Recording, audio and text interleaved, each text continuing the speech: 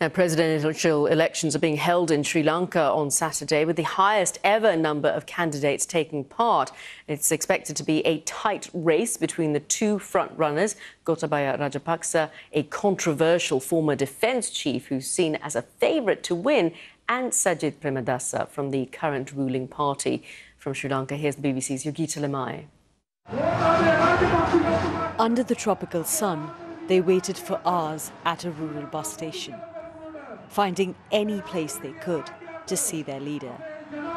Gotabaya Rajapaksa, a wartime defence chief with a deadly reputation, has now emerged from the shadow of his brother, former President Mahinda. The Rajapaksas are credited with ending Sri Lanka's civil war. And in a nation where people have suffered deadly attacks this year, they promise security. From this point on, our country will never again experience such acts of terrorism, he says. To save the country from where it's fallen to, we need a leader like Gotabaya. He announced he was running for president soon after these bombings on Easter Sunday. What happened inside this church in many ways changed the course of the election. The idea that peaceful families sitting together, attending Mass, could be brutally killed shook this nation and brought national security into the centre stage.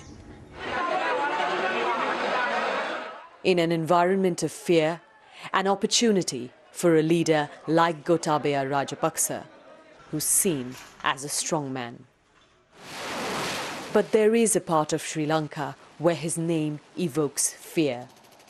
When he was Defence Secretary, a fierce military crackdown ended the civil war waged by Tamil rebels in the north. Gotabaya Rajapaksa is accused of human rights abuses and ordering the rounding up of thousands of Tamils, many of whom never returned home. Their families hold daily vigils. Ratna Singham says his son was abducted as he was leaving his university. I know for sure this abduction was done by Gotabaya. I don't think my son will come back. But we want to expose the atrocities of Gotabaya to the world, and that is why I come here. Gotabaya Rajapaksa has always denied he was behind the disappearance of their loved ones. His main rival is Sajid Premadasa, the candidate from the ruling party. Their biggest challenge is appeasing people who believe the government failed to protect them.